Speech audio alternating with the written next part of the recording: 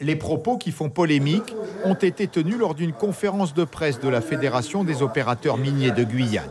Ce jour-là, la FEDOM défend 2 projets miniers sur des affluents du fleuve Kourou. Des entreprises touristiques et le maire s'y opposent au nom de la protection de l'environnement. Un professionnel de la mine affirme alors qu'il faudrait plutôt regarder ce qui se passe dans l'agriculture. Tout le monde sait que cacao, c'est une cuvette sur des flancs de montagne. Il suffit de faire des vraies analyses. Vous allez voir que dans l'agriculture, ce n'est pas en Guyane que cela s'est inventé. On parle de produits chimiques, de produits toxiques. Donc ça veut dire que si aujourd'hui, on veut interdire la mine, qu'on le dise clairement. Mais il faudra interdire l'agriculture également. Ces propos ont fait bondir le président de la FDSEA, la Fédération départementale des syndicats d'exploitants agricoles. Pour Christian Epailly, c'est un mauvais procès. Les agriculteurs ne polluent pas les criques d'une manière générale, puisqu'on utilise les criques pour arroser ce qu'on appelle nos plantes. Et je dis, dans le contexte actuel, c'est quand même très difficile, c'est quand même inadmissible qu'on puisse tenir de tels propos donc, sur les médias pour nous traiter, comme ça s'appelle, de pollueurs, l'État ne fait rien aux agriculteurs.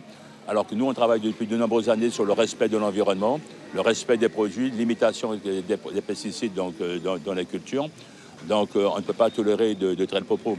Le président de la FDSEA reconnaît qu'il y a pu y avoir des excès dans l'utilisation des produits chimiques dans l'agriculture guyanaise, mais cela serait du passé, la profession étant désormais suivie et contrôlée.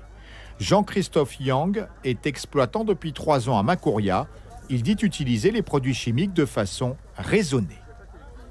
On utilise pas beaucoup. Ce qu'il y a, c'est qu'on utilise dès le départ, quand on plante, ou à la floraison, de telle manière que les bestioles ne mangent pas la fleur et qui ne fait pas tomber la fleur. Et qu'à partir de là, c'est fini. On ne doit plus traiter jusqu'à la fin, jusqu'à la vente. Ça c'est la règle. C'est la règle. Enfin, chez moi, hein. Après, c'est les autres, je ne sais pas comment ça trame. Début 2017, la direction de l'alimentation et de l'agriculture a publié une étude sur les résidus de produits phytosanitaires mesurés sur une centaine de fruits et légumes prélevés en Guyane. 2,6% des prélèvements sont au-dessus de la limite maximum de résidus, une proportion comparable à ce qui est constaté dans l'Hexagone.